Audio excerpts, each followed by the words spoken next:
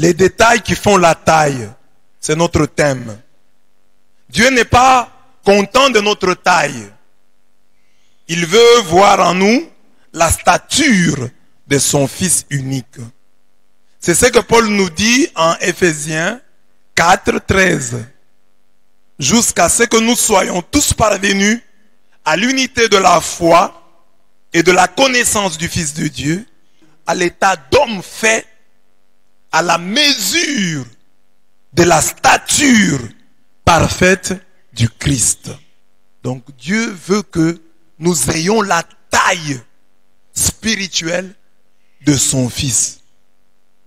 Tout ce que nous voyons, parce que là c'est Éphésiens 4, où il parle des ministères.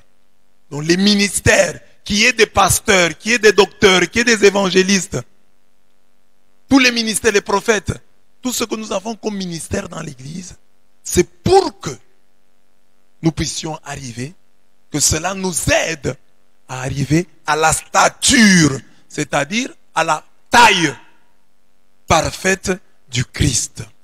Nous aspirons aux grâces, aux bénédictions, aux onctions de qualité.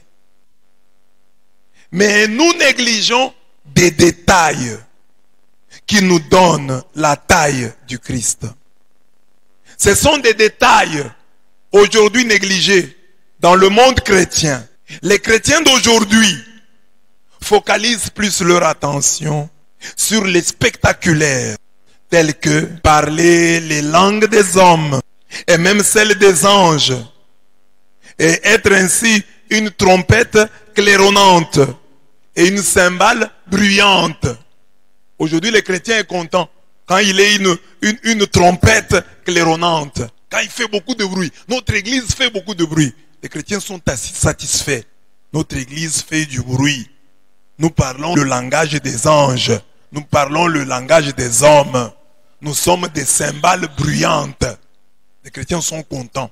Nous sommes contents aujourd'hui lorsque nous avons des prophéties. Nous connaissons tous les secrets. Nous possédons toute la connaissance.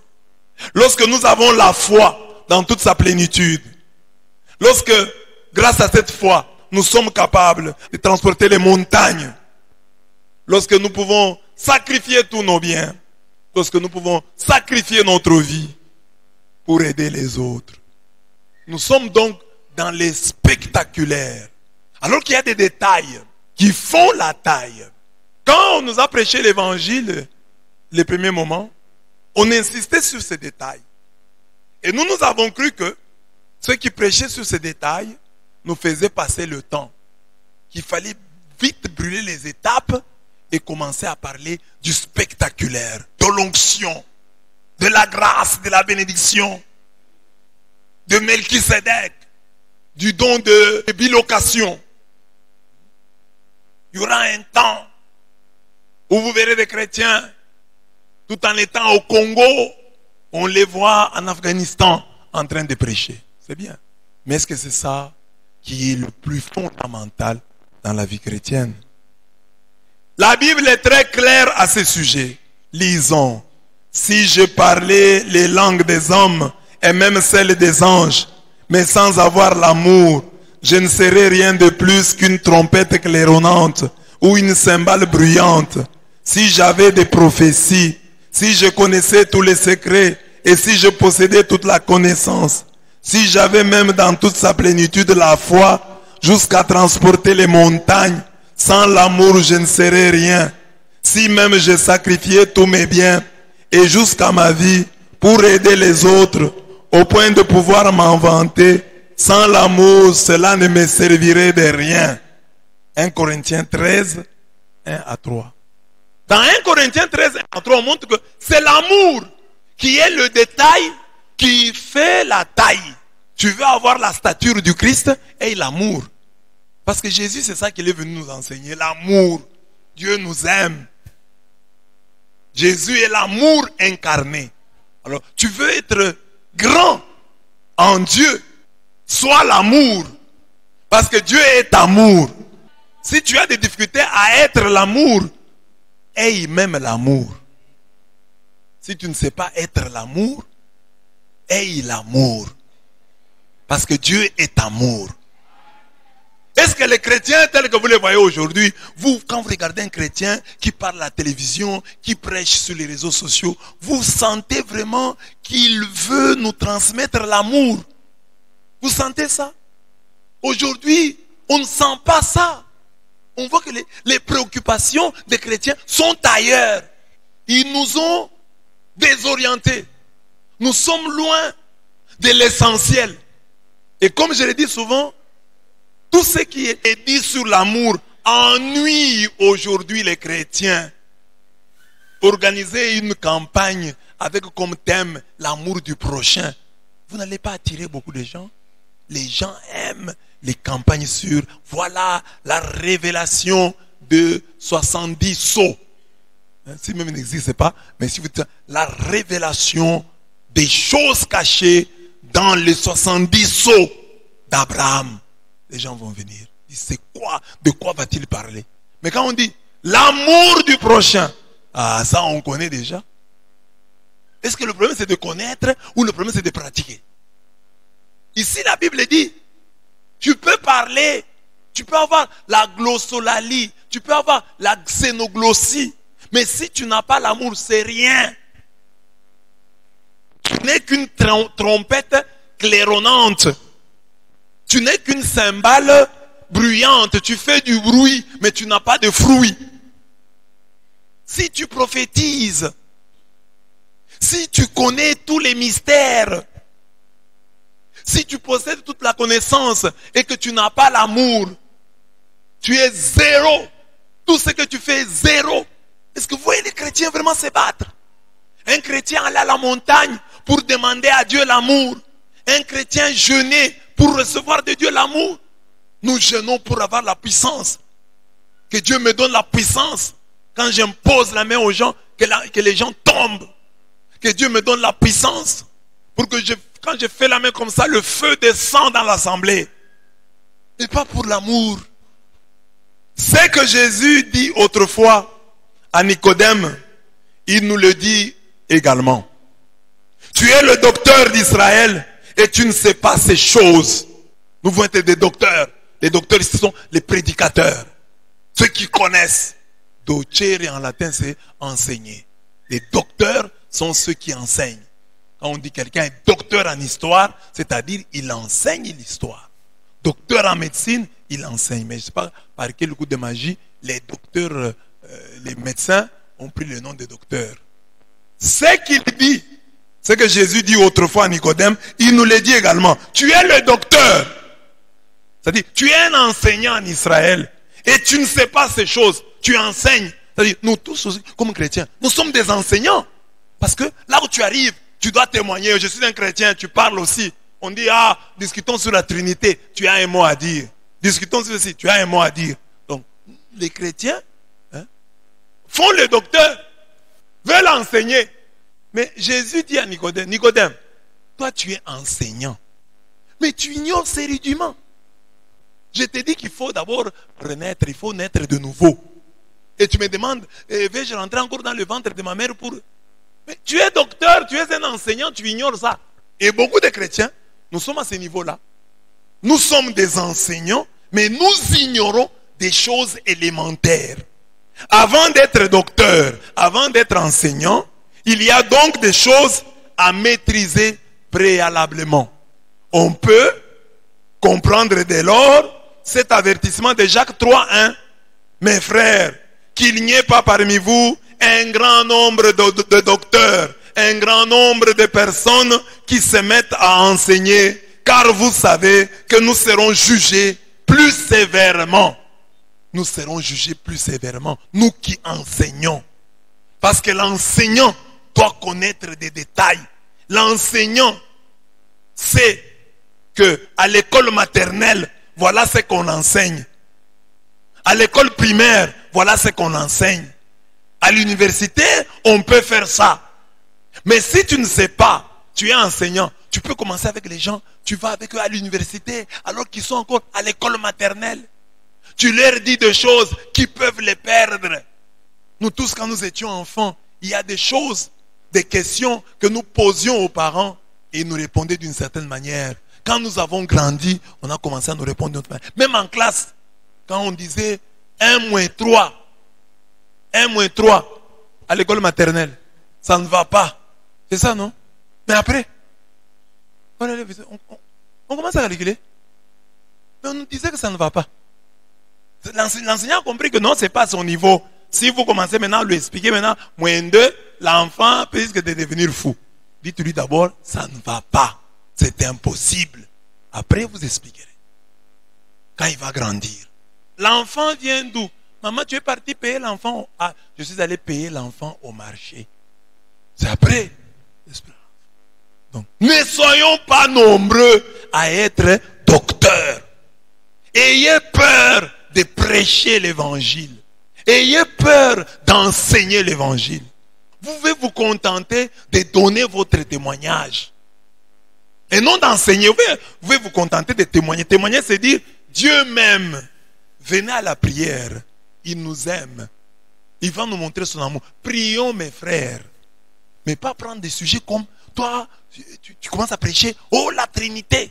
C'est faux. Tu es sûr que tu es un enseignant? Tu es un docteur? Tu t'y connais en la matière pour pouvoir critiquer la Trinité? Tu te fondes sur quoi? Parce que si je t'appelle, je te dis, viens, donne-moi le cours d'astrophysique. Tu vas fuir. Et non, ça je ne connais pas. Mais sur Dieu, tout le monde croit qu'il a un mot à dire. Dis à ton voisin, donne-moi le cours d'anglais. Il va refuser. Non, je ne connais pas l'anglais. Mais dis-lui seulement, parle-moi de la Trinité. Il va commencer. On voyait la Trinité, c'est-à-dire Dieu le Père, Dieu le Fils. On n'a pas peur, hein, des choses. Or, Dieu est le sujet le plus compliqué qui soit. Et tout le monde se hasarde à parler des choses difficiles de Dieu. À parler des mystères de Dieu. Alors que nous devions être réservés. Comme Jacques 3:1 dit là. Ne soyons pas nombreux à être enseignants. Ne soyons pas nombreux à être docteurs. Car les docteurs des choses de Dieu seront jugés plus sévèrement. Mais nous témoignons. Bien-aimés, venez à la prière. Bien-aimés, croyants en Jésus-Christ. Soyons des évangélistes. Mais beaucoup de gens sont trompés. Au lieu de rester dans son ministère d'évangéliste, il se fait docteur.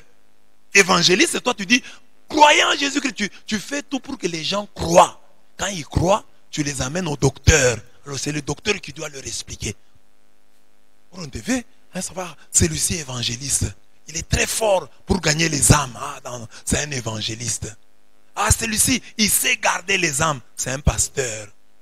Celui-ci, c'est un apôtre. Il est capable de créer des églises, d'être envoyé au loin. Il peut aller même en Afghanistan, il implante une église. C'est un apôtre. Il a la capacité d'aller là-bas quand il n'arrive pas. Il peut implanter une église, il implante une autre. Ça, c'est un apôtre. Celui-ci, lui, gagne seulement les âmes. C'est un évangéliste. Celui-ci garde le troupeau. C'est un pasteur. Ah, celui-ci, c'est un prophète. Lui, Dieu l'a envoyé pour bouger seulement les lignes. Il vient ici pour nous chambarder. Il a des choses qui sortent de l'ordinaire. Donc lui, c'est un prophète. L'autre ici, c'est un docteur. Docteur, il va nous expliquer la doctrine. Il va expliquer la doctrine. C'est un doctrinaire. Il va expliquer, voilà, la doctrine, c'est comme ça. Ça, c'est un docteur. Ah, et c'est vrai, on peut trouver des gens qui sont à la fois évangélistes, docteurs, Dieu, d'après ce qu'il donne, peut donner à quelqu'un tout ça. Mais il y a toujours un domaine où la personne excelle. Et Dieu peut donner à quelqu'un tout cela. Mais c'est à nous de voir. Aujourd'hui, souvent, c'est la personne elle-même qui s'autoproclame. Moi, je suis ceci, moi, je suis cela. Mais c'est à nous de voir. C'est vrai, la personne aussi peut voir. Mais c'est au peuple d'identifier. Ah, c'est ça que ça te fait dans l'église catholique, les ministères. À part le fait qu'on t'a appelé, tu es prêtre, tu es ceci, tu es cela, tu es évêque. Mais après, on voit. Ah, le cardinal Maloula, quand nous regardons son ministère, nous disons c'était un prophète. Oh, telle personne, c'est un Thomas d'Aquin. Nous disons qu'il était docteur de l'église. Parce que vraiment, il a enseigné. Il a expliqué des choses. Il y a des choses qu'on ne comprenait pas bien. Mais sous son éclairage, on comprend mieux. Donc lui, il est docteur. Tel nous a bien expliqué la Trinité. Il est docteur. Tel nous a bien expliqué la croix. Quand nous lisons ses livres, c'est un docteur de l'église. Donc, c'est cette réserve que j'appelle catholique qui a aidé l'église à tenir durant toutes ces années sans beaucoup de divisions. Parce que les catholiques, c'est comme si les gens ont compris ça. Jacques 3:1. Ne soyons pas nombreux à être docteurs, car les docteurs seront jugés plus sévèrement. C'est vrai que certains catholiques sont tombés dans l'autre extrême. Ils ne veulent même pas témoigner. Mais cette réserve-là est bonne. Les églises de réveil, parce qu'elles n'ont pas cette réserve, vous voyez le nombre de sectes qu'il y a, le nombre de désordres qu'il y a. Amen. Voilà, alors moi je voudrais ce soir vous présenter 12 détails qui font la vraie taille du chrétien. Je les ai classés en ordre chronologique. Premier détail, la soumission de Sarah. La soumission de Sarah. Alors que de nombreuses femmes veulent prêcher à travers le monde, à l'exemple des femmes messagères de la résurrection. Je ne suis pas contre, parce que j'ai dit que les premières messagères de la résurrection furent les femmes. Donc elles ont de quelque manière prêché, elles ont de quelque manière annoncé, car c'est elles qui viennent dire aux apôtres, Christ est ressuscité. Et Christ est ressuscité, c'est le message central du christianisme. De nombreuses femmes veulent prêcher. On doit leur poser la question. À ces femmes, on doit poser la question de savoir en quoi elles s'efforcent de vivre comme Sarah. Voilà le détail que toute femme devrait pouvoir chercher d'abord à vivre avant d'aller prêcher l'évangile à travers le monde. Est-ce que, maman, tu es comme Sarah ou tu es encore Saraï? Parce que Sarah signifie princesse. Saraï signifie querelleuse, conflictuelle, problématique. Tu es encore problématique. Avec ton mari, tu n'as pas réussi à être soumise. Mais tu veux prêcher. Tu veux faire des miracles. Tu veux convertir le monde. Écoutez ce que la Bible dit. 1 Pierre 3, 1-6. Lisons ensemble. Femmes, soyez de même soumises à vos maris. Afin que si quelques-uns n'obéissent point à la parole, ils soient gagnés sans parole par la conduite de leurs femmes, en voyant votre manière de vivre chaste et réservée.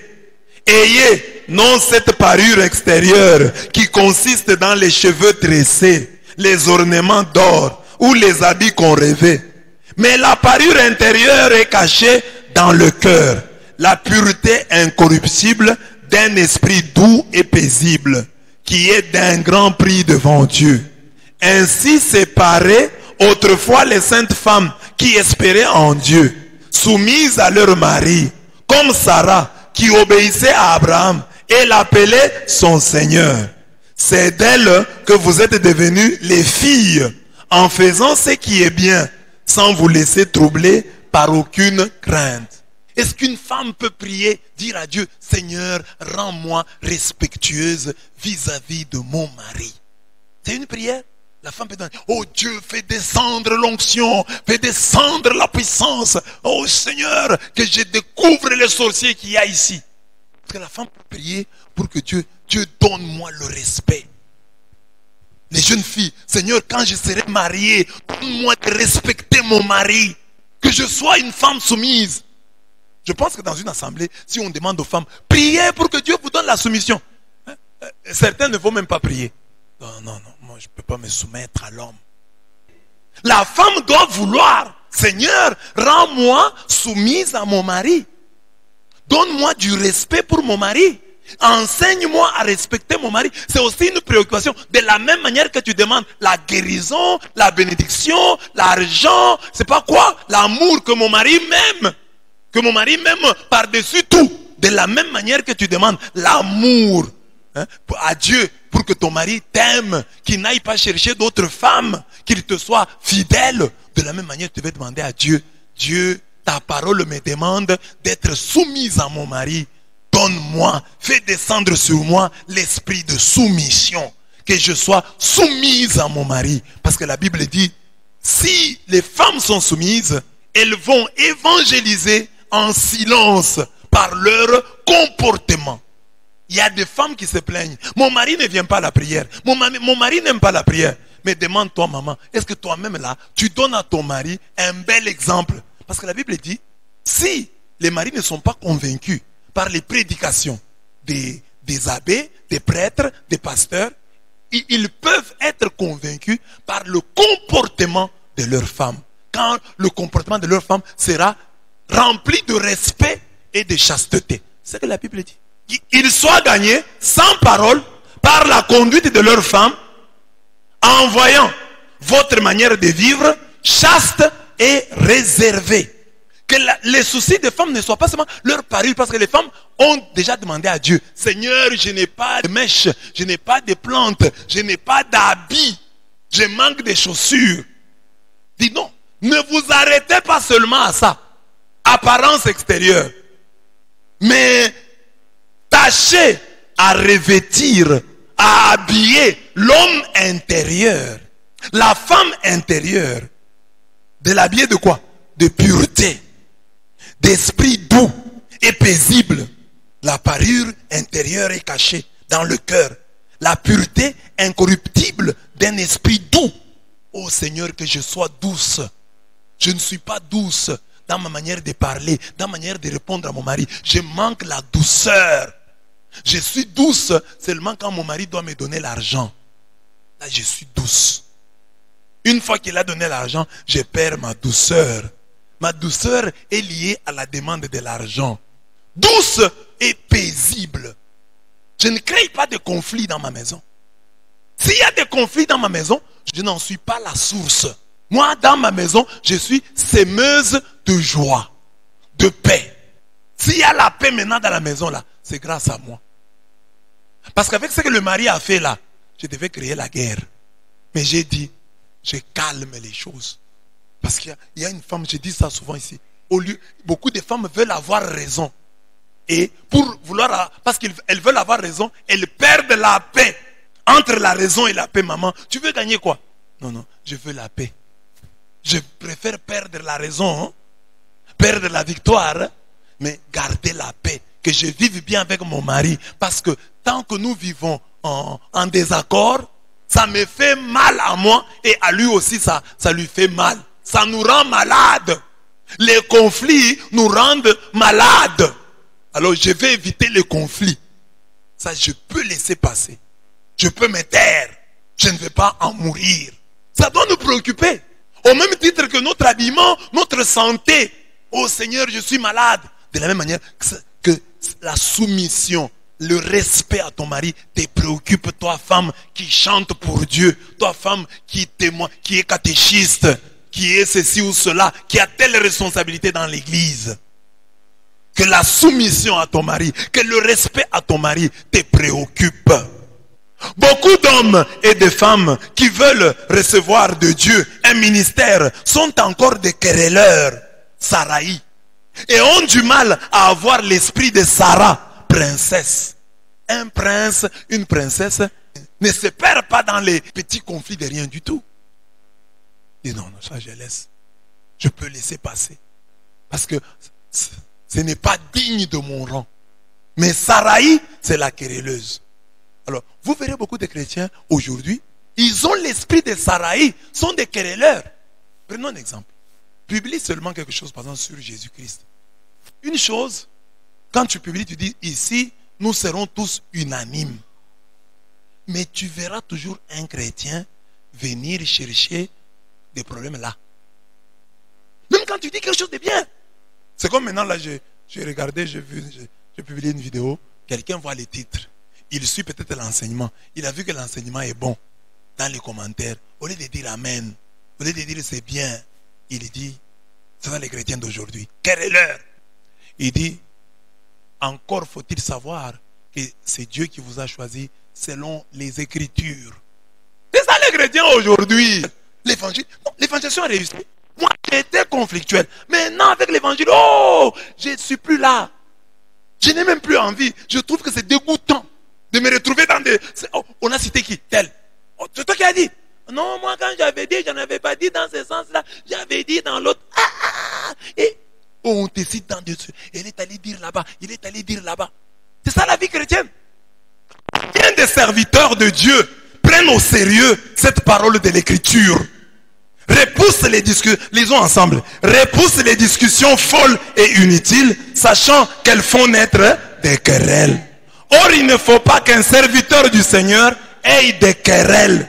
Il doit au contraire avoir de la condescendance pour tous. Être propre à enseigner. Doué de patience. Il doit redresser avec douceur les adversaires. Dans l'espérance que Dieu leur donnera la repentance pour arriver à la connaissance de la vérité. 2 Timothée 2, 23 à 25. Donc, le combat ici, j'ai commencé par la soumission de Sarah. Mais de la soumission de Sarah, je suis allé au nom de Saraï. Parce que Sarah, c'est le deuxième nom qui lui a été donné par Dieu. Elle était querelleuse. Dieu change son identité et fait d'elle une princesse. Alors j'ai dit maintenant, que ce soit les hommes comme les femmes. Avons-nous l'esprit de Sarah ou l'esprit de Saraï? Il y a des gens qui sont devenus aujourd'hui des serviteurs de Dieu. Mais quand vous les regardez, dans leur tête, c'est la querelle. Ils ne cherchent que la querelle. Et ils croient que c'est ça être un homme de Dieu, être un querelleur. Un homme qui voit des erreurs partout. Incapable d'apprécier ce que l'autre fait. Incapable de dire oui, dans ce que vous avez fait là, voilà le positif, voilà le négatif. Lui, sa tendance est jeter et l'eau du bain et le bébé. Est-ce que tu as appris dans ta vie à être un homme de synthèse? Savoir dire oui, ici voilà le positif, voilà le négatif. Nous faisons une synthèse et nous trouvons qu'en gros c'est bien. Ça va déjà. La soumission de Sarah doit nous aider. Les femmes et les hommes qui sont ici. Sarah appelait Abraham son Seigneur. Mais il y a des hommes conflictuels qui ont du mal à appeler le président de la République président. Du mal à appeler patron, leur patron, patron. Du mal à appeler le chef, chef. C'est pas seulement Sarah. Sarah, elle appelait son mari son Seigneur. Mais toi, tu as des chefs hiérarchiques. Tu as un grand frère. Mais tu as du mal à l'appeler grand frère. Tu as du mal. Kaka, tu as du mal. Tu as une grande sœur. Tu as du mal à l'appeler grande sœur. Tu l'appelles par son nom. Mais toi, tu exiges que les petites qui viennent après toi t'appellent grande sœur. Amen. Comment Sarah appelait-elle Abraham? Mon Seigneur. Donc, évitons les conflits. Évitons les conflits. Soyons des chrétiens pacifiques. À la maison, quand il y a des conflits, dans le couple, dans la famille, que ça ne vienne pas de toi. C'est ça. Des détails qui feront ta taille. Non, cette femme n'est pas conflictuelle. Elle l'était, elle ne l'est plus. Mon mari, il était conflictuel, il ne l'est plus depuis qu'il écoute la parole de Dieu. Il n'est plus conflictuel. Et le conflit, je l'ai répété, dans les couples, les mariés se disputent pour des riens. 2. L'humilité de Moïse. Aujourd'hui, dans le monde chrétien, très peu se battent encore pour être humble. Un chrétien qui dans sa prière demande à Dieu, Seigneur, donne-moi l'humilité, que je sois humble, que je sois humble. Beaucoup de chrétiens demandent, donne-moi l'argent, donne-moi la réussite. Oh, des femmes rencontrent les sorciers. Demandez à Dieu la grâce de l'humilité. C'est une préoccupation pour toi. C'est un détail, mais qui fait la taille. Nous voulons simplement aujourd'hui, comme Moïse, sortir notre peuple d'Égypte. Nous voulons être des sauveurs, des libérateurs. Que je libère mon peuple, que je le sorte d'Égypte. Là, c'est très bien. Que j'envoie sur mes ennemis les 10 fléaux d'Égypte. Là, c'est bien. Que j'aide les miens à traverser la mer Rouge. Là, c'est bien. Que je leur obtienne l'eau du rocher. Là, c'est bien. Qu'à ma prière, la manne tombe du ciel. C'est ça que nous retenons de la vie de Moïse. Ce sont les miracles de Moïse que nous voulons voir le Seigneur rééditer dans notre vie. Mais nous oublions ce détail donné sur Moïse. Lisons-le. Nombre 12, 3.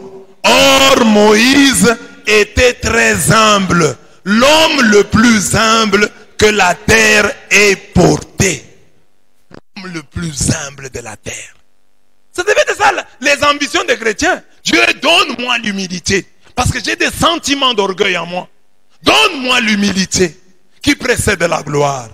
Ce verset est tiré d'un contexte où Moïse est critiqué par Myriam et Aaron, les membres de sa famille. C'est Dieu lui-même qui révèle aux détracteurs de Moïse la vraie taille de cet homme de Dieu. Écoutez ce que Dieu dit. Lisons. Écoutez bien mes paroles. Quand il y a parmi vous un prophète du Seigneur, je me fais connaître à lui dans une vision. Je lui parle dans un songe. Il n'en est pas ainsi pour mon serviteur Moïse, lui qui dans toute ma maison est digne de confiance. C'est de vive foi que je lui parle dans une vision claire et non pas en énigme. Ce qu'il regarde, c'est la forme même du Seigneur. Pourquoi avez-vous osé critiquer mon serviteur Moïse? On le critique, il se tait. Et c'est Dieu qui le défend. Lui ne se défend pas.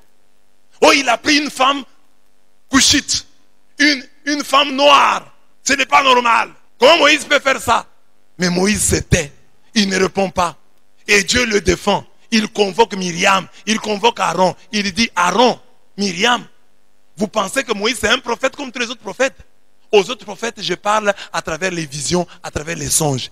Mais à Moïse, je parle face à face comme un homme parle à son ami. Pourquoi vous avez osé critiquer Moïse? Mais le fait que Moïse parlait à Dieu comme un homme parle à son ami pouvait et devait l'enorgueillir, le rendre orgueilleux. Mais Moïse, malgré l'onction qu'il avait, Dieu lui parlait comme à un ami. Moïse, la Bible dit, c'était un homme très humble, l'homme le plus humble que la terre ait porté. Notre humilité, bien-aimée, se voit lorsque nous sommes critiqués, lorsqu'on nous fait des remarques désobligeantes ou judicieuses, lorsqu'on nous fait toutes sortes de remarques. Comment est-ce que nous réagissons? C'est là que l'humilité se voit. Tu es une femme. Oh, je suis une femme humble. Très bien. Nous allons attendre. Nous allons vérifier ton humilité avec des remarques. Ce que tu as fait là, ce n'est pas bien. Aujourd'hui, tu n'as pas bien préparé. Ah papa, merci pour la remarque. J'en tiendrai compte la fois prochaine. Aujourd'hui, tu n'as pas bien préparé. Parce que toi, tu sais préparer plus que moi. Hein? Tu as déjà préparé dans cette maison. Tu n'es pas humble. L'humilité se voit lorsqu'on nous prodigue des conseils. Lorsqu'on te critique. Lorsqu'on te fait des remarques. Lorsqu'on te donne des conseils. C'est là que tu vas montrer que tu es humble. Parce que Moïse, hein, la Bible dit que c'était l'homme le plus humble de la terre au moment où on le critiquait pour sa femme négresse. La négresse qu'il venait d'épouser. Les membres de sa pauvre famille, Myriam, sa grande sœur, et Aaron, son grand frère, l'ont critiqué pour ça. Et Moïse ne répondait pas. C'est Dieu qui défend Moïse. Moïse a gardé le silence. L'humilité est plus authentique dans la réaction que dans l'action. Une femme, un mari peut préparer un geste d'humilité. Quand je vais aller à cette fête-là, si on me donne la grande chaise, moi je vais choisir la petite. C'est de l'humilité préparée. C'est l'humilité dans l'action et n'est pas vrai. La vraie humilité, c'est dans la réaction.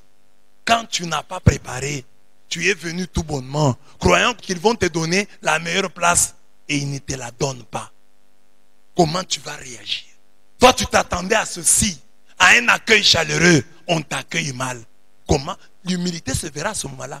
Parce que là, ce n'est pas l'action que tu as préparée. C'est la réaction. Tu n'as pas prévu ça. Bam! On te fait. Alors, tu montres si tu es vraiment humble. Cherchons-nous à nous sanctifier en soignant nos réactions aux critiques méchantes? Ça nous préoccupe tellement. Quand on te fait la remarque que tu n'acceptes pas, c'est un péché d'orgueil. C'est un manque d'humilité. Qui es-tu toi pour qu'on ne te fasse pas la remarque? Qui es-tu toi pour qu'on ne te corrige pas? Est-ce que les chrétiens d'aujourd'hui, nous recherchons l'humilité? Nous voulons exceller en humilité? Comme Nombre 12:3 vient de dire que Moïse était l'homme le plus humble de la terre. C'est vrai que avoir de l'ambition d'être humble, c'est déjà manquer de l'humilité. Mais quand même, ça doit nous préoccuper, cette question de l'humilité. Est-ce que je suis humble? Ici, on a dit, Moïse est critiqué. Il s'était. Il s'était. Et c'est Dieu qui le défend. Toi, quand tu es critiqué, comment tu réagis? Parfois, même, on ne te critique pas toi. Hein? Tu vois seulement une publication. Tu crois que c'est une attaque contre toi. Les remarques, même les conseils. Il y a des gens qui sont difficilement conseillables. Pour lui donner des conseils, il faut prier. Amen. Voilà les détails qui font la taille. Moïse l'homme le plus humble de la terre. Il y a des chrétiens ici qui ont du mal à se confesser. C'est quoi? L'orgueil. Moi, je vais aller dire ça à tel. Ah non, l'orgueil. Il y a des gens qui ne savent pas demander, qui triment, qui souffrent. Pourquoi? Orgueil. Moi, aller demander, non. L'orgueil va te tuer. Tu veux être grand? Sois humble. Sois humble. Sois humble. Et recherche l'humilité. Demande l'humilité à Dieu. Nous chantons, regardez l'humilité de Dieu. Mais il faut aussi qu'on regarde ton humilité. Que tu es capable de te taire. Je ne dis pas humilité, c'est-à-dire ici, porter des habits moins chers, qui coûtent moins cher, monter, alors que tu as une voiture, être sur une moto. Comme quelqu'un m'a vu là sur la moto, il était étonné. Ah, monsieur l'abbé, vous avez la voiture, vous montez sur une moto. Vous êtes humble, hein? C'est pas ça l'humilité. Quand tu es critiqué, comment tu réagis? Tu dis, non, c'est normal qu'on me critique, parce que je ne suis qu'un homme. Et ce qu'on dit là n'est pas tout à fait faux. Il y a un peu de vérité. On peut me critiquer. Dites à votre voisin, je suis critiquable. Comme toi, je suis critiquable. La chasteté du vieux David. On connaît David le polygame qui prit la femme d'Uri et tua ce dernier. Mais à la fin de la vie, on raconte ce détail. Lisons 1 roi 1 à 4. Le roi David était vieux, avancé en âge. On le couvrait de vêtements et il ne pouvait se réchauffer. Ses serviteurs lui dirent que l'on cherche pour mon seigneur le roi une jeune fille vierge, qu'elle se tienne devant le roi, qu'elle le soigne et qu'elle couche dans son sein. Et mon seigneur le roi se réchauffera. On chercha dans tout le territoire d'Israël une fille jeune et belle et on trouva Abishag, la Sunamite, que l'on conduisit auprès du roi. Cette jeune fille était fort belle. Elle soigna le roi et le servit. Mais le roi ne la connut point. Abishag couchait dans le sein de David, mais David ne la connut pas. Ce texte contient deux détails importants. La proximité ou la promiscuité nous pousse souvent à l'impudicité. Ce n'est plus pas le cas pour le roi David. On peut d'abord prendre ça. Est-ce que, mis dans les mêmes conditions que David, une telle promiscuité ou une telle proximité ne te conduit-elle pas à l'impudicité? Une fille qui te soigne, une femme qui te soigne, qui se couche. Donc, David ne l'a connu point. David ne l'a connu point. Alors interprétons. S'il ne l'a connu point, les gens vont dire, ah, il était déjà vieux. Non. S'il était déjà vieux, on allait dire ces détails-là. Si on dit il ne l'a connu point, c'est-à-dire il avait la capacité de la connaître, mais il ne l'a connu point. S'il était impuissant, on allait dire qu'il était devenu impuissant. Bon, laissons cette interprétation. Prenons l'autre. L'autre, j'ai dit. On pourrait dire que David était déjà un vieil impuissant. Mais il accepta cette situation. Contrairement aux vieux chrétiens d'aujourd'hui qui recourent aux aphrodisiaques de tous bords pour confirmer l'interprétation sexuelle de ce texte. Vieillissant, il fructifie encore, il garde sa sève et sa verdeur. Mais qui veulent être hyper puissants et qui recourent surtout les médecins, poussés en cela par leurs propres femmes. Parce que si les hommes vont chercher ça, c'est-à-dire que l'homme est vieilli. Bon, il a produit le diamant qu'il a produit là. Mais la femme dit non, non, ça c'est la production des Sassim, moi je fais la production de l'Amiba. Au PAD Moncambe. On n'est plus autant de PAD. Ça c'est la Sassim. Accepte cette petite production. Dans le monde chrétien aujourd'hui, c'est là que je voulais aller. L'impudicité est tellement entrée dans le camp chrétien qu'on entend des pasteurs prêcher la polygamie et les relations sexuelles avant le mariage. J'ai entendu des pasteurs ivoiriens prêcher que avant de se marier, il faut goûter la chose. Ça c'est dans le monde chrétien. Hein? Même avant Jésus, Jacob ne connut Léa avant les 7 ans de travail qui équivalaient à la dot. Ainsi Jacob servit 7 années pour Rachel et elles furent à ses yeux comme quelques jours parce qu'il l'aimait. Ensuite Jacob dit à Laban, donne-moi ma femme car mon temps est accompli et j'irai vers elle. Il faut que le temps soit accompli pour aller vers la femme. Lui aimait Rachel. Mais Laban lui a donné Léa parce que Léa était plus âgée. La nuit des noces, après les 7 ans, il lui a donné Léa à la place de Rachel. On ne sait pas ce qui s'est passé. Lui n'a pas vu, n'a pas su. Et ça s'est passé comme ça s'est passé. On le voit. Pour aller vers la femme, il fallait accomplir un temps convenu avec les parents. Il en fut ainsi pour le cas particulier de Rachel. Rachel, c'est là que Jacob voulait épouser. Mais on lui a donné Léa. Bon, qu'à cela ne tienne. Quand il a fallu prendre aussi Rachel, Laban, l'oncle et le beau-père de Jacob, lui a dit, achève la semaine avec celle-ci, avec Léa. Achève la semaine. Et nous te donnerons aussi l'autre pour le service que tu feras chez moi pendant cette nouvelle année.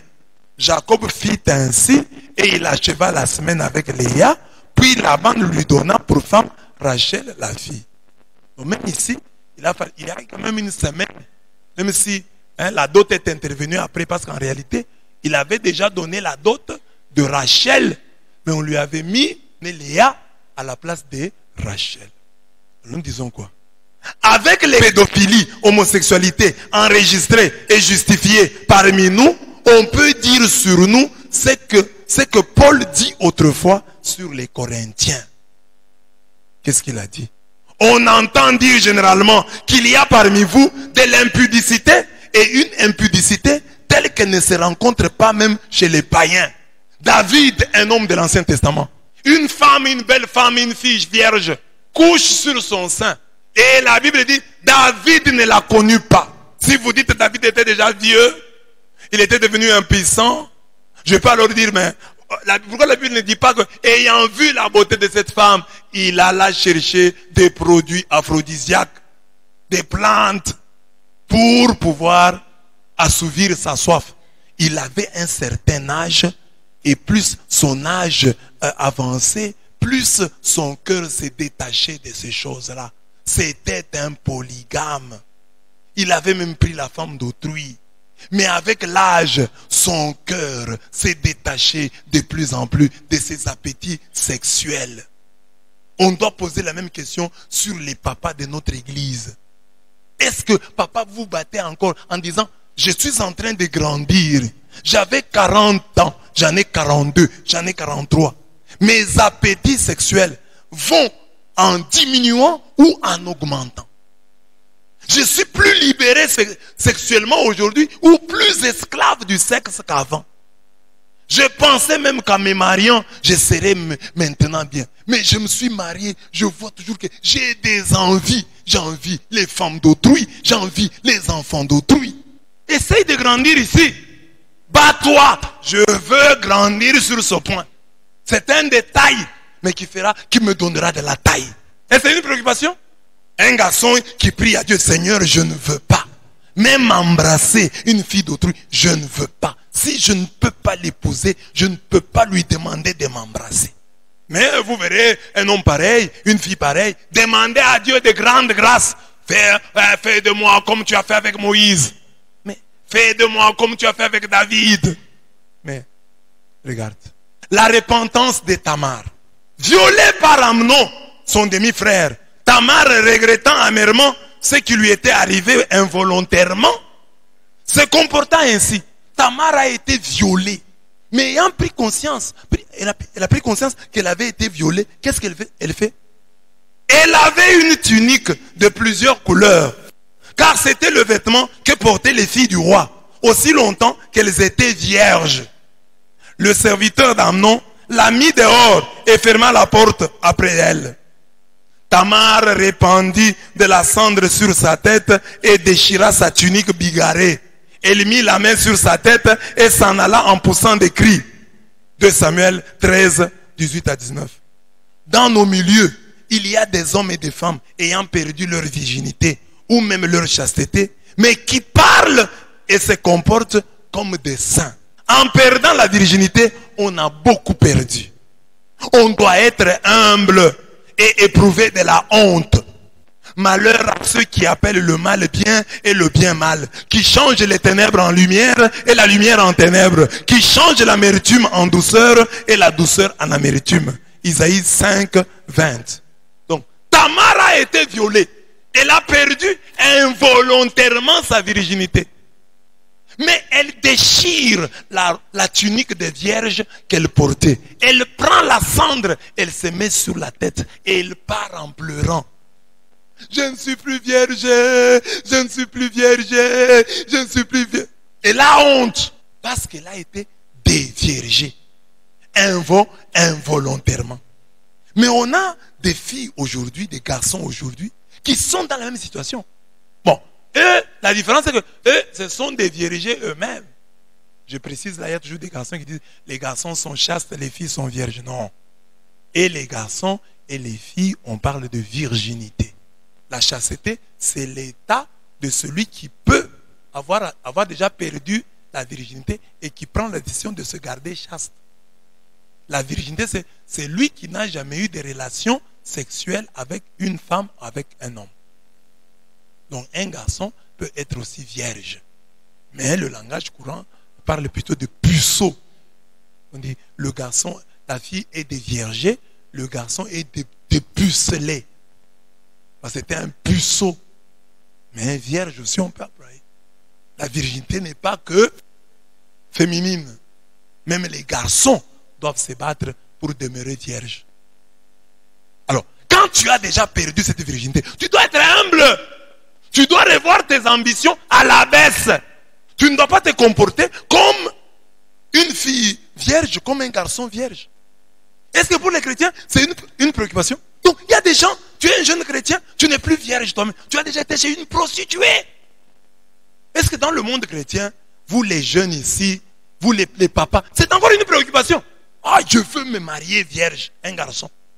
C'est ça, des petits détails qui devaient nous donner la taille spirituelle. Je suis un jeune garçon, je veux que j'aille dans le mariage vierge, sans avoir eu de relations avec une femme.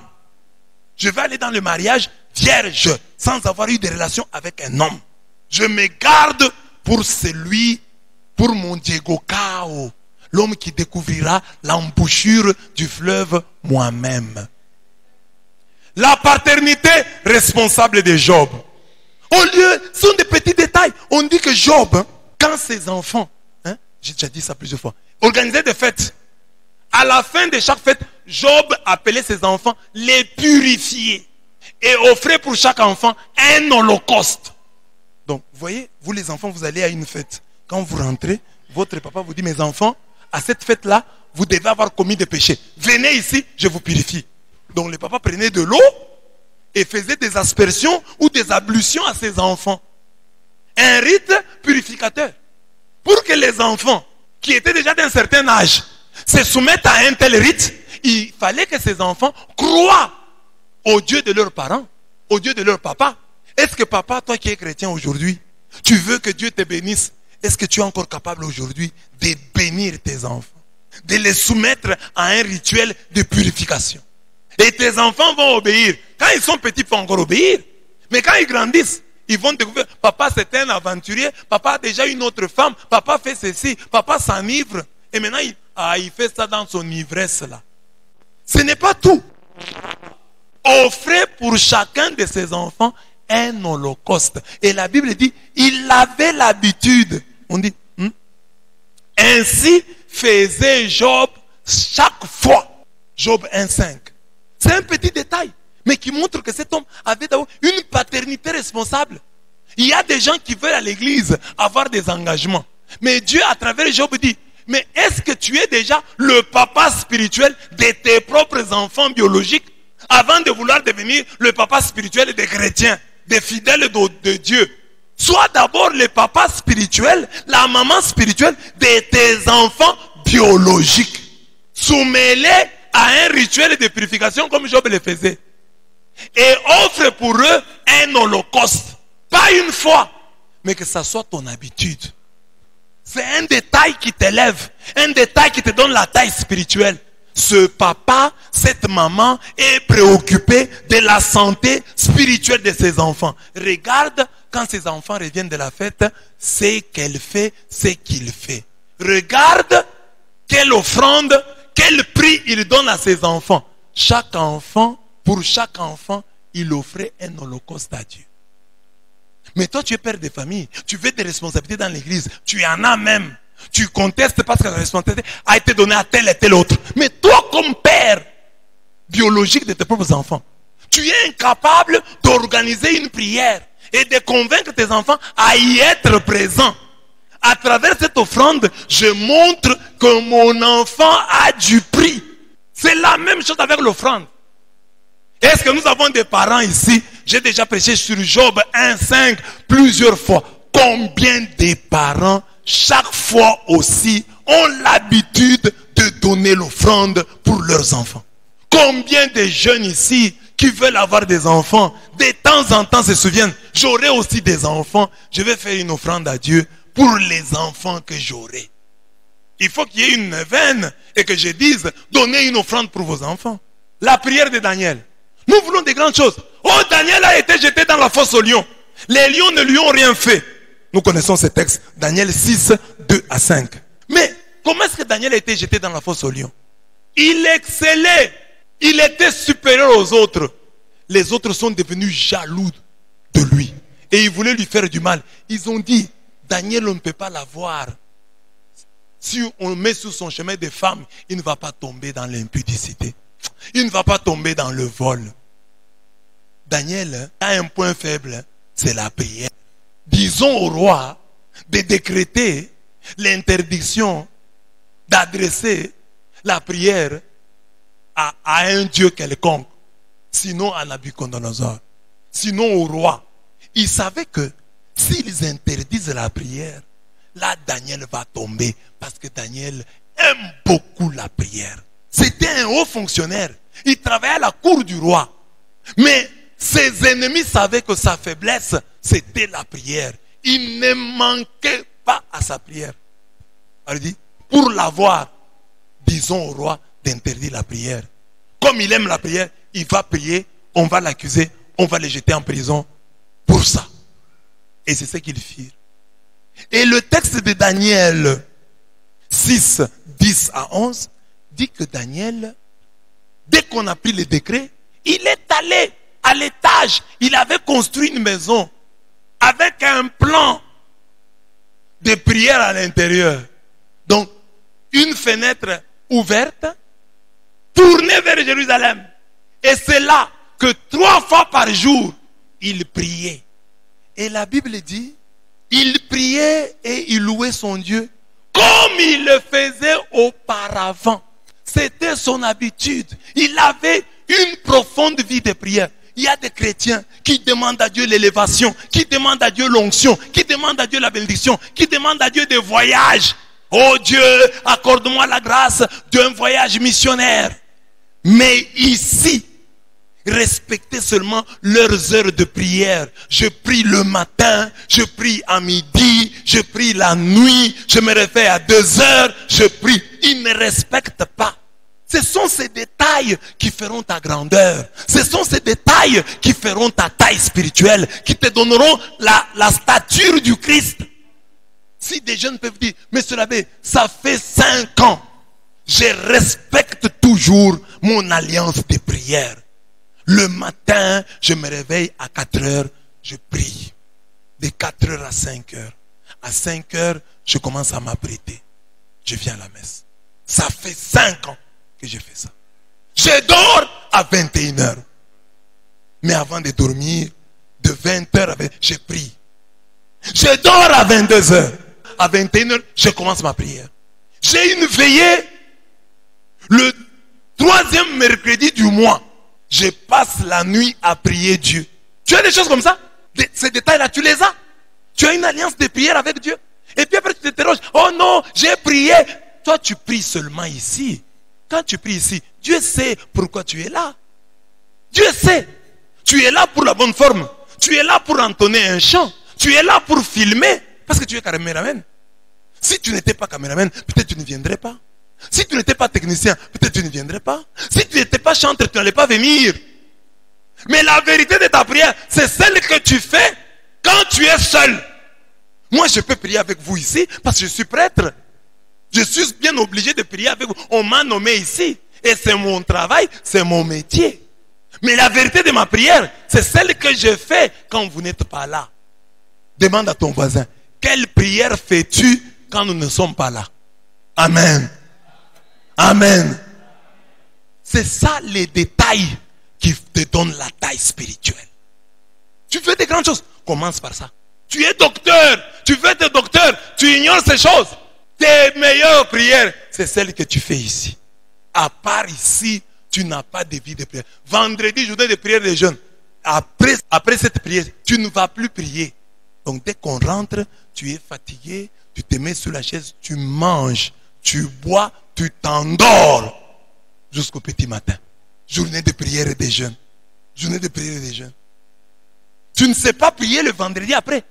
Et puis quand tu rentres comme ça, comme tu as faim, même avant le repas, tu ne pries pas. Tu dis toute la prière. Je considère toute la prière depuis le matin comme étant la prière avant le repas. Amen. À cause de ce crime nommé prière, Daniel fut jeté dans la fosse aux lions. Mais ces derniers ne lui firent rien. En effet, il dégageait l'odeur de la prière et du jeûne. Pour avoir la taille spirituelle convenable, il faut d'abord grandir dans la prière personnelle comme Daniel. Est-ce que tu grandis? J'entends toujours des chrétiens me dire, mais c'est l'abbé, je ne prie plus comme je priais avant. Maman, si tu ne pries plus comme tu priais avant, tu vas souffrir plus que tu ne souffrais avant. Tu ouvres des brèches, des portes au diable. Bientôt la mort entrera dans ta maison. Et tu sais, quand tu apprends des choses alors qu'une personne est déjà morte. J'ai toujours dit aux chrétiens, quand quelqu'un meurt dans notre entourage, c'est que quelque part, nous avons été distraits.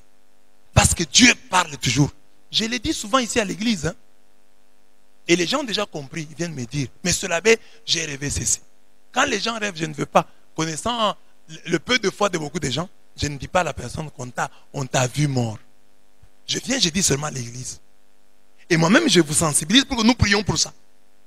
Parce que quelqu'un a vu. Et Dieu ne fait pas des choses comme ça au hasard. Quand il y a un songe comme ça, moi, je le prends toujours au sérieux. Si quelqu'un vient m'en parler, monsieur l'abbé, j'ai vu tel mourir. Et puis les rêves là sont presque semblables. C'est toujours les rêves, oh j'ai vu tel mourir, mais quand j'ai prié, on m'a montré que ce n'est pas tel, c'était l'autre. Ça veut dire que ça peut être n'importe qui. Il faut prier. Alors dans nos familles, tu as négligé la prière, toi maman. C'est toi qui fais que ton mari soit vivant. C'est toi qui fais que ta femme soit vivante. C'est grâce à toi que tes parents sont en vie. Si tu diminues la vie de prière, tu ne sais pas le jour où tu ne pries pas ce qui va arriver. La prière, c'est comme la porte. Il y a des jours, tu peux dormir sans avoir fermé la porte et les voleurs ne viennent pas. Tu te réveilles comme ça, ils vont dire, ah, je n'avais pas fermé la porte et les voleurs n'ont pas vu. Gloire à Dieu. Mais il y a des jours, tu laisses la porte ouverte, le voleur aussi vient. C'est pas chaque jour. Le jour où tu n'as pas prié maman, c'est le jour où le voleur entrera. Et maintenant, il y a des histoires. Quand le voleur entre, vole, vous pouvez acheter. Mais quand le voleur entre et tue, tu vas faire quoi? Ces choses, on les prêche. Mais les gens ne comprennent pas. Il y a des moments où les conséquences t'apprennent des choses. Quand les conséquences commencent à t'apprendre des choses, c'est trop tard, quelqu'un est déjà mort. La discrétion de Joseph. Sur Saint Joseph, nous savons. Joseph, la Bible dit, Joseph, son époux, qui était un homme de bien, un homme juste, et qui ne voulait pas la diffamer, se proposa de rompre secrètement avec elle. Joseph se rend compte que Marie est enceinte. Et Joseph dit, ah, la Bible dit, Joseph était un homme juste, un homme de bien. Il dit, Marie ici, je vais rompre avec elle secrètement. Secrètement, hein? Je ne veux pas l'humilier.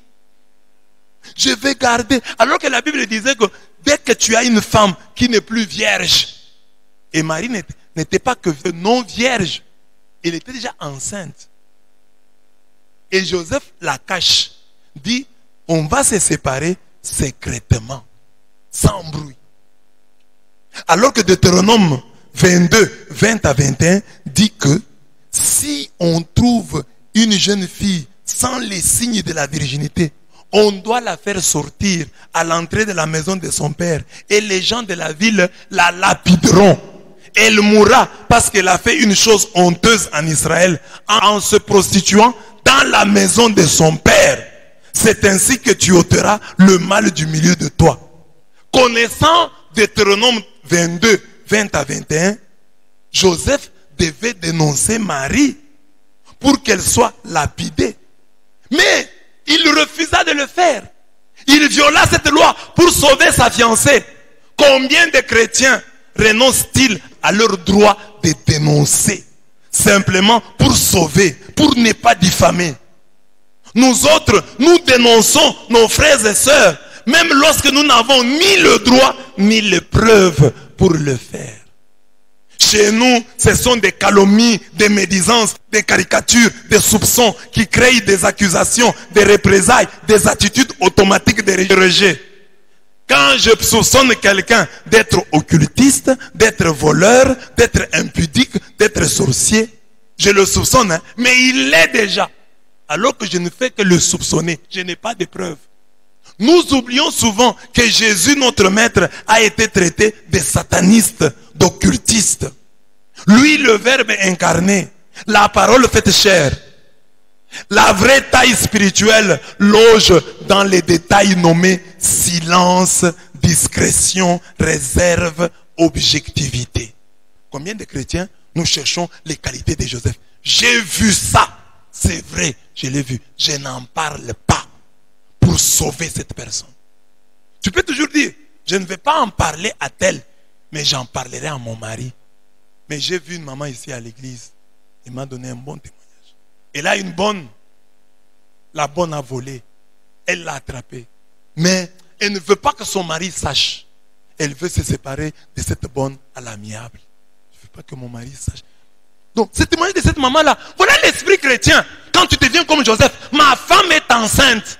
Ah, ce n'est pas normal, moi je n'ai pas eu de relation avec elle. Elle est enceinte. Je ne vais pas en parler. Est-ce qu'il y a des chrétiens aujourd'hui qui sont préoccupés de vivre comme Joseph?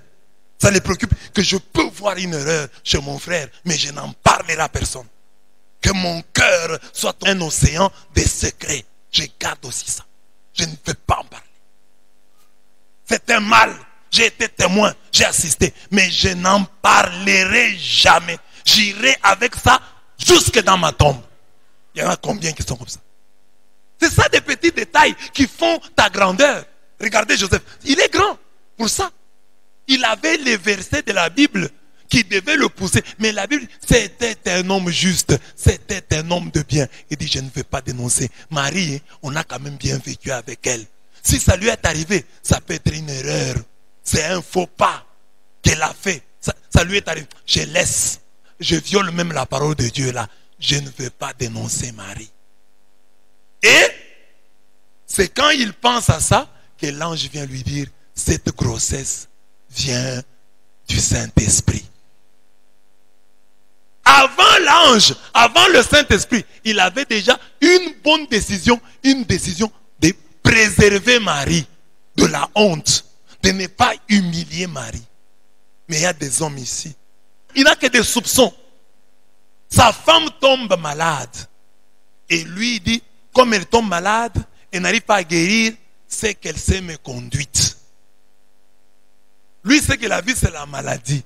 Et à partir des maladies, il conclut à la méconduite, à l'infidélité. Et il propage ça. Et la femme meurt. Et l'homme dit, ah, cette femme-là a été maudite par les ancêtres. Sur Marie, on dit beaucoup de choses, mais on oublie souvent ce détail. Marie gardait avec soin toutes ces choses, les méditant en son cœur. C'est Luc qui dit ça. Luc est en train de donner la source de ces informations.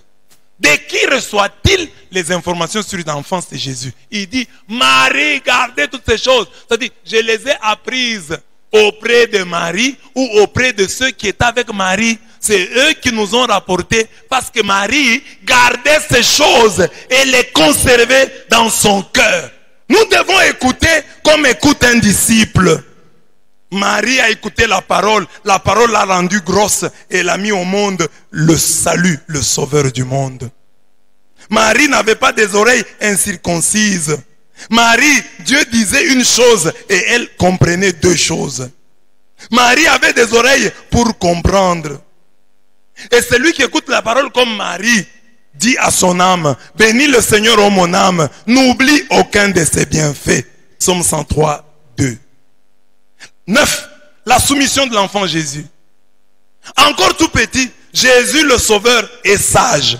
La Bible dit, l'enfant grandissait, se fortifiait et se remplissait de sagesse. Luc 2, 40. Il est connecté à son Père Céleste et la grâce de Dieu était sur lui. Luc 2, 40b. Il croissait en sagesse, en taille et en grâce devant Dieu et devant les hommes. Luc 2, 52. Il est intelligent, assis au milieu des docteurs, c'est des enseignants, les écoutant et les interrogeant. Et tous ceux qui l'entendaient étaient stupéfaits de son intelligence et de ses réponses. Luc 2, 46 à 47. Malgré cette mission, parce que lui c'est le sauveur de l'humanité, la mission est inscrite dans son nom. Il s'appelle Yehoshua, Dieu sauve. Malgré cette sagesse, malgré cette intelligence, Jésus est soumis à ses parents. Il redescendit alors avec eux et revint à Nazareth et il leur était soumis. Luc 2, 51. Et ce, même s'il demeure manifestement mystérieux. Pourquoi donc me cherchez-vous? Ne saviez-vous pas que je dois être dans la maison de mon Père? Mais eux ne comprirent pas la parole qu'il venait de leur dire. Luc 2, 49 à 50. Combien de jeunes comprennent qu'une plus grande onction doit les conduire à un plus grand respect envers les grands? Toi, tu es jeune. Est-ce que tu es soumis? Jésus, sage, intelligent, sauveur du monde, né dans une famille, était soumis. Toi, tu es soumis à tes parents? Toi, tu es soumis à tes supérieurs? Voilà les détails qui font la taille. Dans ta famille, tu passes pour un enfant soumis, pour une fille soumise? Dans ton église, quelle est l'image que tu donnes aux autres? Il y en a qui ne s'inquiètent pas outre mesure de la mauvaise image qu'ils transmettent. Des garçons insoumis, des filles insoumises à l'église, des papas insoumis à l'église, des mamans insoumises à l'église. Jésus était soumis, malgré tout ce que Dieu lui avait donné, malgré sa nature de fils de Dieu, il était soumis. 10. La vérité de Nathanaël. Jésus voit Nathanaël pour la première fois. Et qu'est-ce qu'il dit? Voici vraiment un Israélite dans lequel il n'y a point de fraude. Mais combien de chrétiens catholiques, congolais, sur qui Jésus pourrait dire la même chose?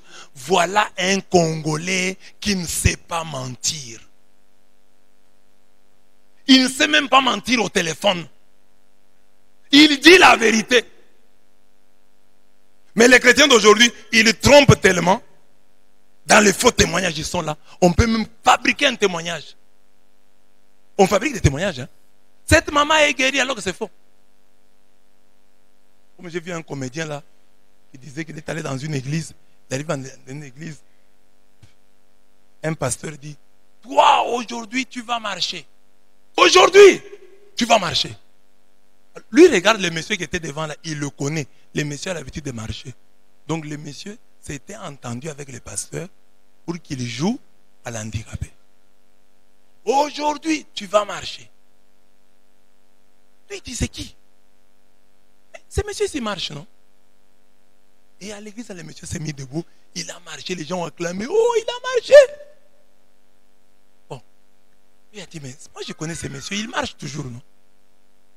Alors quand ils sortent, le monsieur va chercher sa voiture pour rentrer chez lui. On avait volé la voiture.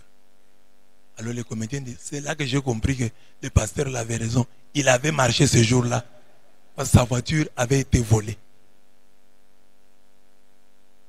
Donc on fabrique même des miracles. On s'entend avec des gens, vient avec la jambe comme ça, vient avec le pied comme ça, a fait semblant d'être handicapé. Les chrétiens font ça aujourd'hui. Faux témoignage. Il va y avoir des handicapés dans l'église. Ceux de l'église là ne guérissent pas. Seulement ceux qui viennent d'ailleurs. Les calomnies. Quand on est en conflit avec une autre église, on doit la calomnier. Ou on doit caricaturer. Parce que quelqu'un qui dit par exemple, vous les catholiques, vous dites que Marie est montée au ciel le 15 août. C'est ce que les catholiques disent. Caricature. Parce que pour pouvoir critiquer ce que l'autre enseigne, il faut d'abord l'avoir lu et le reprendre tel que l'autre le dit. Quand tu l'as repris, maintenant tu peux critiquer. Mais quand tu en fais la caricature, tu présentes ça mal, de manière que ça soit critiquable, et tu critiques, tu n'es pas honnête, tu n'es pas objectif. C'est un mensonge. Est-ce que les chrétiens sont préoccupés par ça? Que je présente la doctrine de l'église que je combats sans caricature. Que je dise exactement ce qu'ils disent. Et que je critique ce qu'ils disent. Mais que je ne critique pas la caricature que j'ai faite de leur doctrine. On dirait que les chrétiens d'aujourd'hui interprètent à leur manière Romains 3:7. Et si par mon mensonge, la vérité de Dieu éclate davantage pour sa gloire, pourquoi suis-je moi-même encore jugé comme pécheur? Certains ont compris ce verset comme s'il nous invitait à mentir pour Dieu. Pour Dieu, on peut mentir. Mais il faut lire la suite pour comprendre. Paul pose ici une question rhétorique. Il condamne ces raisonnements. On ne peut pas mentir pour Dieu. Quand quelqu'un ment sur Dieu, c'est un crime de lèse-majesté. Il vient d'injurier Dieu. C'est-à-dire, il trouve Dieu incapable de faire une chose et lui veut sauver Dieu. C'est très grave. C'est un péché gravissime. Tromper pour Dieu. C'est-à-dire, tu as vraiment blasphémé à un niveau élevé. Donc tu dis que Dieu est incapable de faire cette chose, que toi tu es obligé de mentir en son nom. Mais Nathanaël, Jésus le voit pour la faire. C'est un juif. Jésus dit, en lui il n'y a point de fraude. Il faut rappeler aux chrétiens, 1 Jean 2:21, aucun mensonge ne vient de la vérité. Afin qu'on dise d'eux ce qu'on a dit autrefois sur Jean-Baptiste. Jean n'a fait aucun miracle. Mais tout ce que Jean a dit de cet homme, Jésus, était vrai. Jean 10:41. Même si tu ne fais pas de miracle, mais que tu sois un homme vrai. Jean-Baptiste est un grand homme de Dieu. Jésus dit que de tous ceux qui sont nés de femmes, c'est lui le plus grand. Mais il n'a fait aucun miracle. Si Dieu te donne la grâce des miracles, gloire à lui. S'il ne t'en donne pas, n'invente pas. Et puis il y a des miracles d'humilité. Comme la conversion d'une âme. Ça ne fait pas beaucoup de bruit. Quand une âme est convertie, ça ne fait pas beaucoup de bruit. Mais ça donne beaucoup de fruits. Ne tombons pas dans le piège du diable en cherchant le spectaculaire. Il faut que comme chrétiens nous puissions même prier et dire, Seigneur, quand moi je prie pour les malades, qu'ils aillent guérir ailleurs. Moi ce que je veux c'est qu'ils guérissent. Par exemple, quelqu'un est malade ici, nous prions, mais il sort de l'église toujours malade. Mais quand il va chez lui, la prière le guérit à un moment inespéré, de telle sorte qu'il n'a même pas le temps d'attacher sa guérison à la prière que nous lui avons faite. Mais que Dieu seul au ciel sache que cette femme, cet homme a été guéri par cette prière. Parce que si Dieu nous donne tout le temps l'occasion que nous imposons les mains, les gens sont guéris, nous pouvons devenir orgueilleux et nous perdre. Si Dieu voit que la gloire que nous pouvons tirer des miracles peut nous perdre, que Dieu nous épargne des miracles. Que nous soyons des hommes vrais. Au lieu d'être des thaumaturges, soyons des hommes vrais. Dieu est plus ami de la vérité que du miracle. Jésus n'a jamais dit je suis miracle. Il a au moins dit je suis la vérité. Alors, si tu as fait du bruit sur les miracles, tu vas tromper. C'est ainsi que vous voyez dans les églises la recherche des témoignages. Frère, passe, donne les témoignages. Alors qu'il n'y en a pas. Alors les gens sont obligés de créer parce que vous voulez des témoignages, ils vont vous en donner. S'il y a un témoignage, la personne elle-même va demander. Mais pas venir. Qui a un témoignage? Vous n'avez pas de témoignage. Donc vous voulez dire que Dieu ne fait rien pour vous? Non. Un témoignage ne parle pas. Les témoignages se voient. Amen. Dans cette église, un couple qui n'a pas d'enfant, quand il a des enfants, nous ne voyons pas. Quand la femme tombe enceinte, nous n'allons pas voir. Nous allons voir. La vérité doit caractériser même nos miracles. La non-violence de Jésus. Sur Jésus, notre modèle, la Bible dit, et c'est à cela que vous avez été appelés, parce que Christ aussi a souffert pour vous, vous laissant un exemple, afin que vous suiviez ses traces. Lui qui n'a point commis de péché, et dans la bouche duquel il ne s'est point trouvé de fraude, lui qui injuriait ne rendait point d'injure, maltraité ne faisait point de menaces, mais s'en remettait à celui qui juge justement. Lui qui a porté lui-même nos péchés en son corps sur le bois, afin que mort au péché, nous vivions pour la justice. Lui, par les meurtrissures duquel vous avez été guéris, car vous étiez comme des brebis errantes, mais maintenant vous êtes retournés vers le pasteur et le gardien de vos âmes. On dit que Jésus, injurié, ne rendait point d'injure, maltraité, ne faisait point de menaces, mais s'en remettait à celui qui juge justement. Combien de chrétiens se battent encore pour atteindre cette taille spirituelle du Christ? Ne pas répondre à l'insulte par l'insulte. Imiter le Christ. Est-ce que c'est un souci pour nous? Regardez les spectacles que nous offrons, nous les chrétiens. Notre maître n'a pas rendu insulte pour insulte. Mais aujourd'hui, les chrétiens, nous avons l'injure facile. Facilement, nous nous injurions. Ce sont des détails qui devraient faire notre taille spirituelle. Comme la stature du Christ m'interdit d'insulter celui qui m'a insulté. Je ne réponds pas à l'insulte par l'insulte. Mais on trouve des chrétiens qui sont les premiers à insulter. Le Christ insultait, n'insultait pas. Mais toi, tu insultes les gens. Je le disais le matin, c'est en cours de route, un motard fait un mauvais geste, un piéton. Toi, tu es dans le véhicule, tu l'insultes, imbécile. Est-ce que ton papa peut acheter un tel véhicule? Toi, tu es chrétien. Comment tu as cette facilité-là à insulter comme ça? Maintenant là, on ne t'a pas insulté. C'est toi qui commences à insulter. Mais dans le cas où on t'insulte, on peut s'imaginer ce que tu vas dire. Nous voyons un démon en tout celui qui ne pense pas comme nous. Et facilement, nous l'injurions.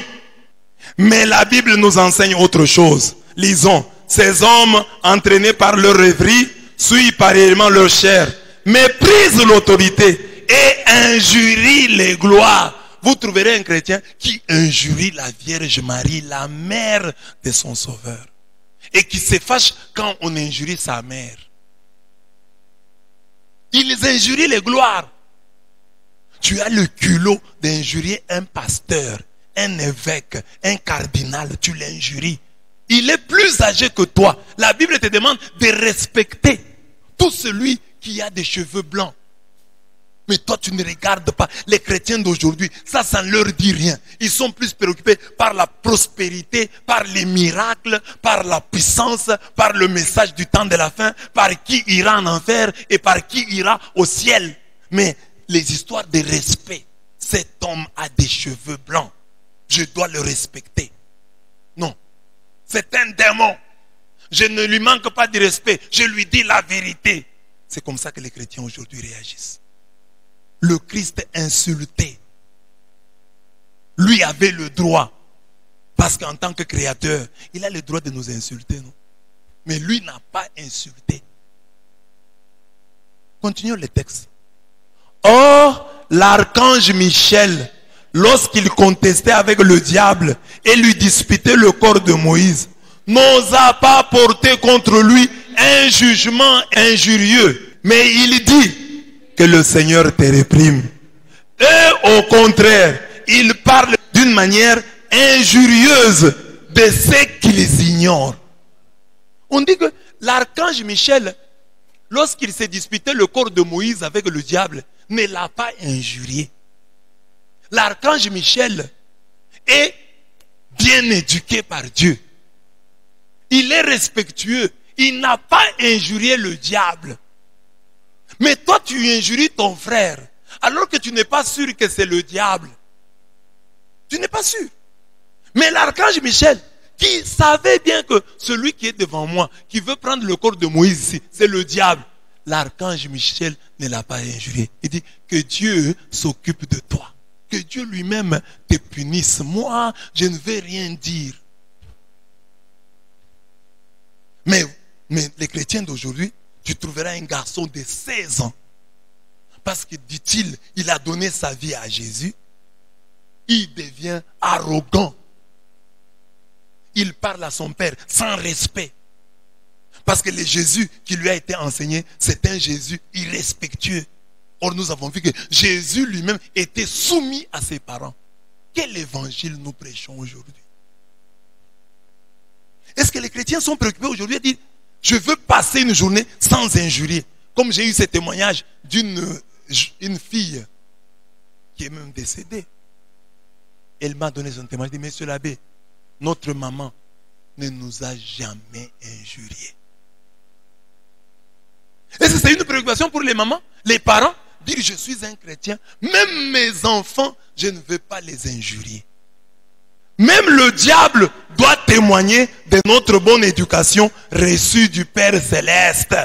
Si Michael n'a pas injurié le diable, alors tu n'as plus le droit d'injurier ton frère parce que ce n'est pas le diable. Au moins c'est ton frère, c'est ta soeur. Quelqu'un qui t'a déjà fait du bien. Ta femme qui prépare pour toi. Ta bonne, ton domestique qui travaille pour toi. Tu l'injuries comment? Si Michael, l'archange, n'a pas injurié le diable.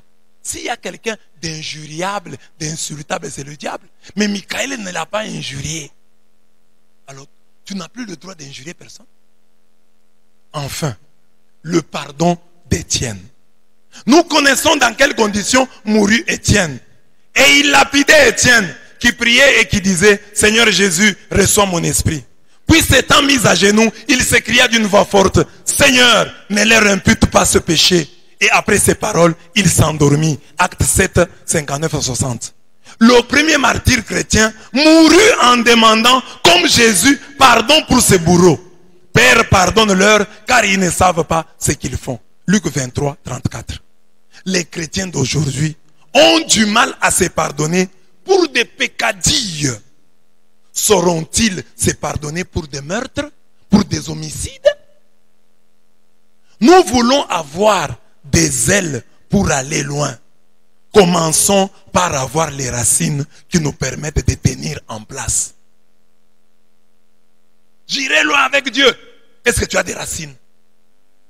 Donc, mes bien-aimés, Jésus a pardonné les gens qui le tuaient. Étienne a pardonné. Je n'ai pas pris l'exemple de Jésus. J'ai pris celui d'Étienne pour vous dire, voilà un homme de chair et de sang qui a pardonné. Toi, tu as des gens, parce que quelqu'un t'a critiqué il y a 3 ans, il y a 2 ans. Jusqu'aujourd'hui, tu es en froid avec lui. C'est ça des détails qui te donnent la taille spirituelle. Tu veux chasser les démons. Tu veux faire des miracles. Tu veux voyager à travers le monde. Mais les rudiments ici de l'évangile, tu ne les mets pas en pratique. Tu ne sais pas pardonner. Des peccadilles. Il m'a critiqué. Tu n'as même pas parfois des preuves. Mais tu gardes rancune contre ces frères-là pendant 3 ans, pendant 5 ans. Commençons par ces détails négligés qui font la vraie taille en Christ. Amen.